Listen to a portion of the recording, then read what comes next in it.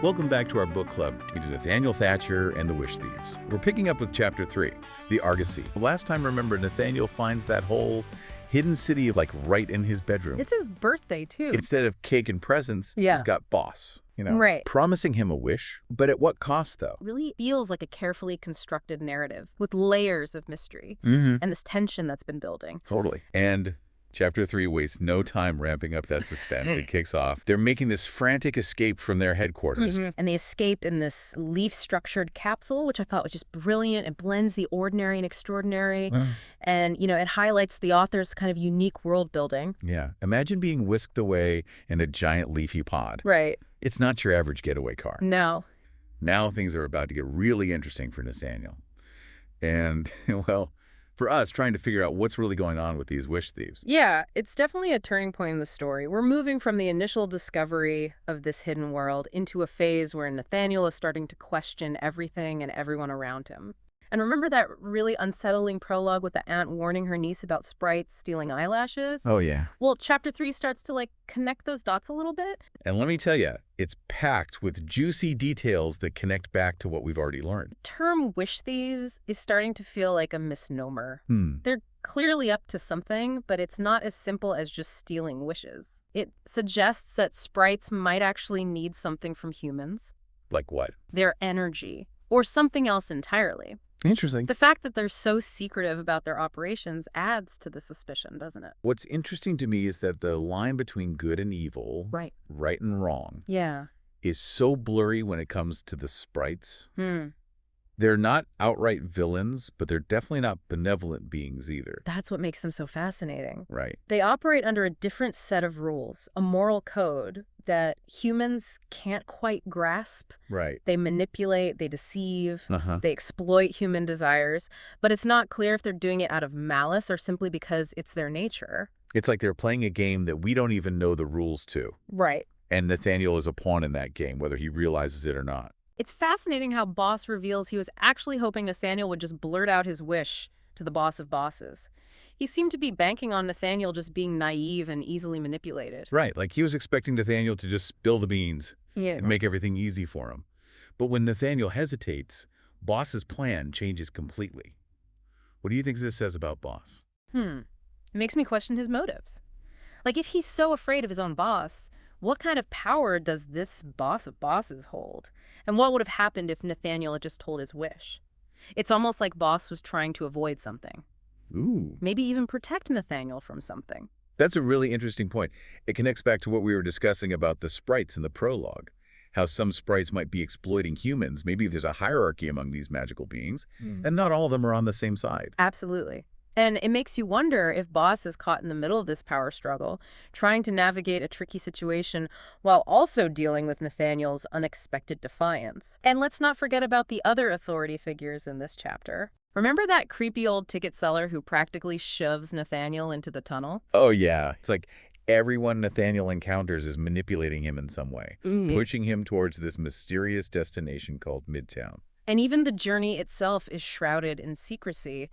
That high-speed tunnel is unlike anything we've seen before in the story. It suggests a level of technological sophistication that seems at odds with the whole 1600s sailing ship thing. You know what I mean? Right. Makes you wonder what other secrets the sprites are hiding. What about the sprite powers? We're seeing a lot more than just invisibility in this chapter. It makes you wonder if all these abilities are connected somehow.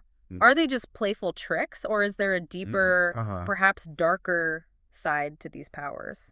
Especially considering the way they can manipulate human perception with things like memory drafts. Memory drafts. What are those? Think of them like illusions that alter how humans remember events. Can Nathaniel really trust anything the wish thieves are telling him?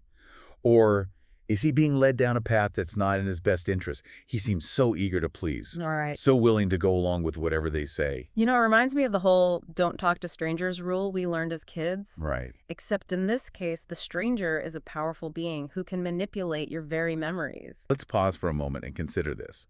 If you were in Nathaniel's shoes, would you trust the wish thieves? There's this underlying sense of unease.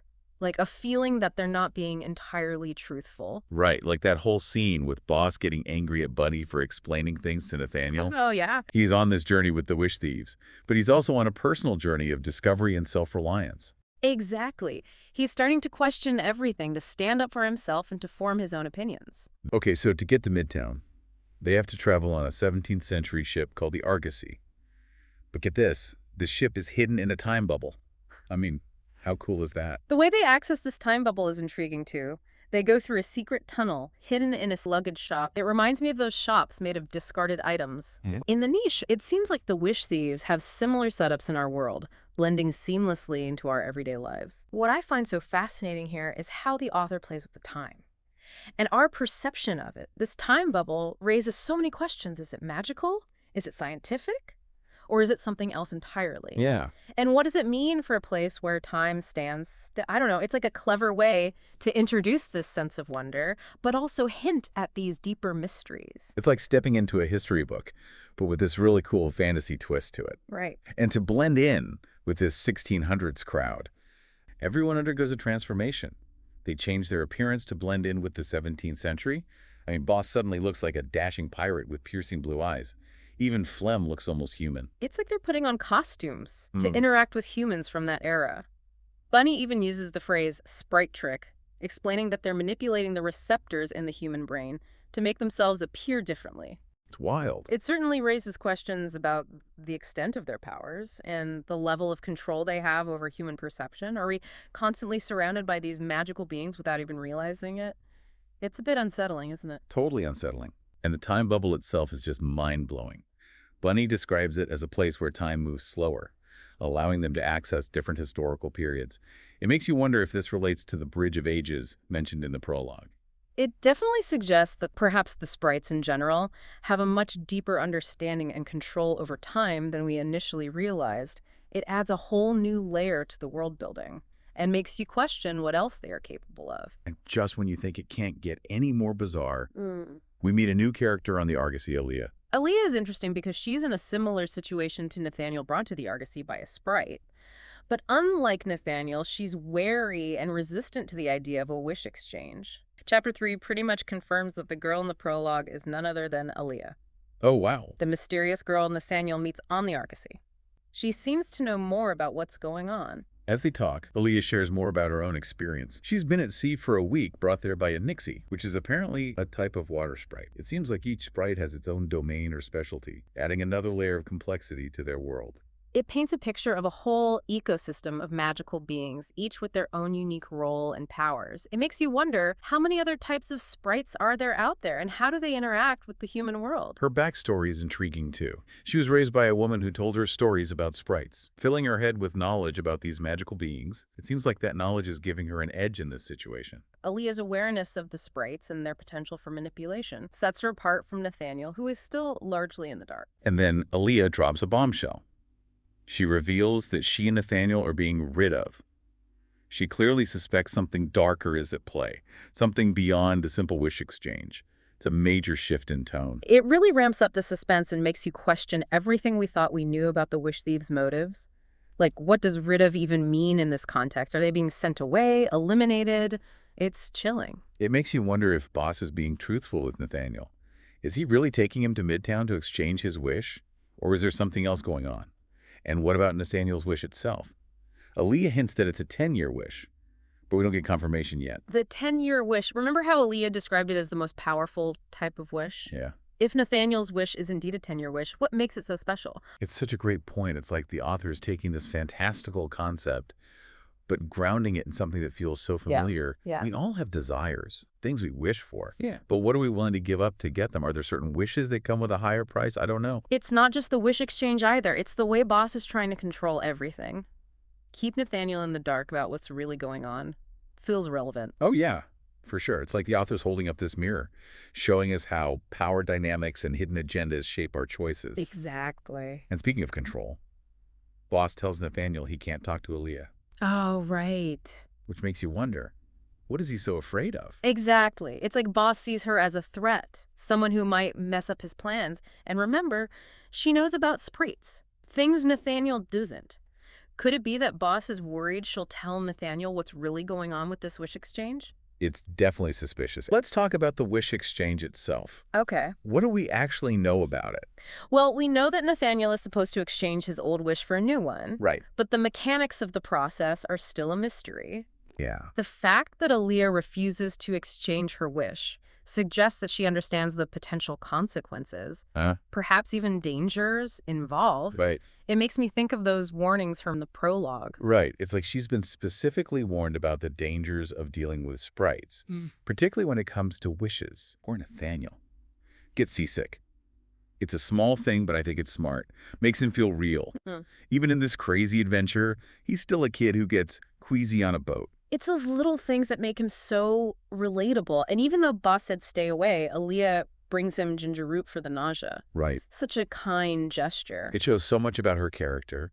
She's not just knowledgeable, she cares about people, even when it puts her at risk. And that's when we learn something important. Aaliyah has a 10-year wish. It's never really explained, but it sounds serious. And how does it connect to what Aaliyah's Matante was warning her about? Such good questions. And the author's not giving us those answers directly. We have to think about it, put the pieces together ourselves. But their conversation is cut short by Boss, who's none too pleased to find Nathaniel chatting with Aaliyah. He reminds Nathaniel not to talk to anyone, especially Aaliyah, and reiterates that they'll never see each other again after this journey. His reaction is so suspicious. It reinforces the idea that he's hiding something, that he doesn't want Nathaniel to get too close to Aaliyah or learn anything from her.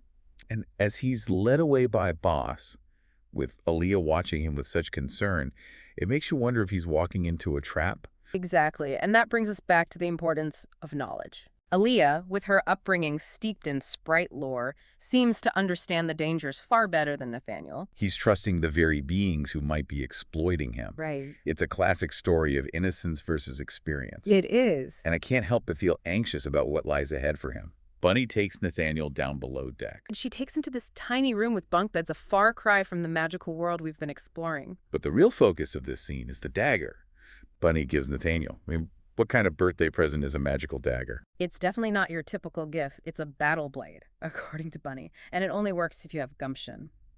I love how she just drops it over his hand to test this out. Right. Intense. She drops the dagger towards his hand. You think he's going to get impaled. But it stops right before it hits his skin. Yeah. Magic. That moment is so important for Nathaniel's character. It shows he's got strength, inner strength. Maybe he didn't even know he had. And he's going to need it for what's coming. Yeah. It's like the author's giving us a little pep talk, a reminder that even when things are scary and uncertain, we all have the power to face those obstacles. But here's where it gets wild. Bunny says the dagger isn't just a weapon. Right? It's also a magic compass. Not just any compass. And then she tells him to say the word brugula, and the blade spins, pointing in a specific direction. Yeah. Bunny tells him, that's the way you're supposed to go.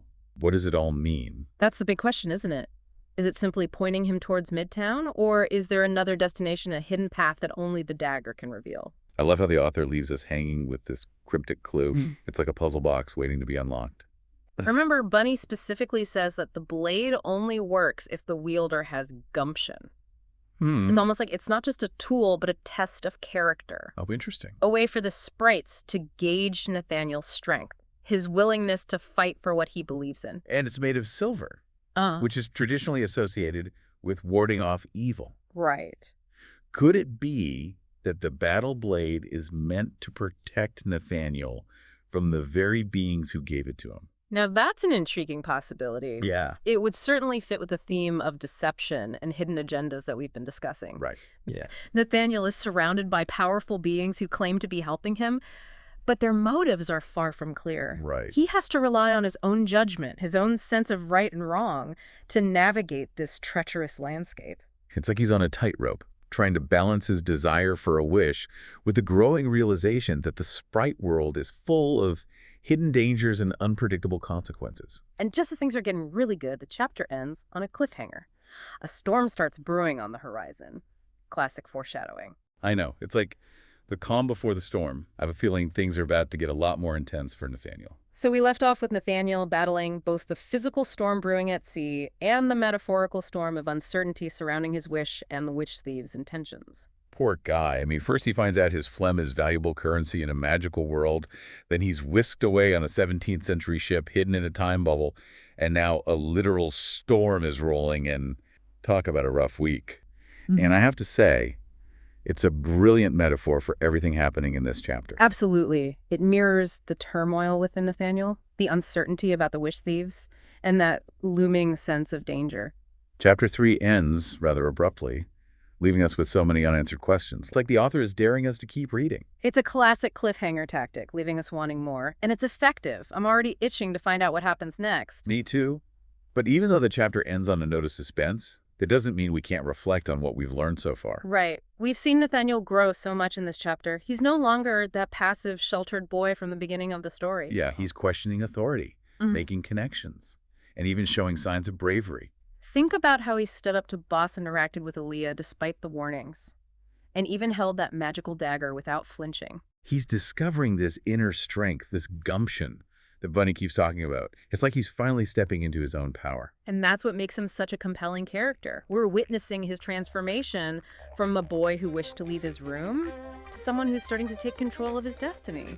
Let's just take a minute to appreciate how good this chapter is. Yeah, the author's blended fantasy, adventure, social commentary. It's entertaining and makes you think. It reminds us that even in these fantastical stories, there are always echoes of our world, our hopes, fears, and choices. Chapter 3 has been a masterclass in world-building character development. We've got time bubbles, sprite tricks, magical daggers, pirates, and a brewing storm. It's a whirlwind of fantastical elements. And it's all woven together seamlessly, creating this rich and intriguing tapestry that keeps us hooked. And then there's Aaliyah. Her knowledge of the sprites, her warning about being rid of, her compassion towards Nathaniel. She's a force to be reckoned with. She's definitely a key player in the story, and I have a feeling she'll play a crucial role in Nathaniel's journey. I can't wait to see how her story unfolds and how she impacts Nathaniel's decisions. One thing's for sure, this is just the beginning of Nathaniel's adventure, and things are about to get a lot more complicated. We've only scratched the surface of this magical world, and there are so many secrets yet to be revealed. I'm left with this sense of wonder and anticipation. And we have so many questions. Yeah. What's this wish exchange all about? What is the true nature of his wish? What's hidden in Midtown? Will Nathaniel follow that path or make his own? What about Aaliyah? What's she gonna do? And what role will Aaliyah play in his fate? We'll have to wait and see. But for now, I encourage you, dear listener, to keep those questions in mind as you continue reading Nathaniel Thatcher and the Wish Thieves. And maybe, just maybe, you'll discover a bit of your own gumption along the way. A little courage can go a long way. Keep those questions in mind as you keep reading. Nathaniel Thatcher and the Wish Thieves. This story really makes you think. Until next time, happy reading.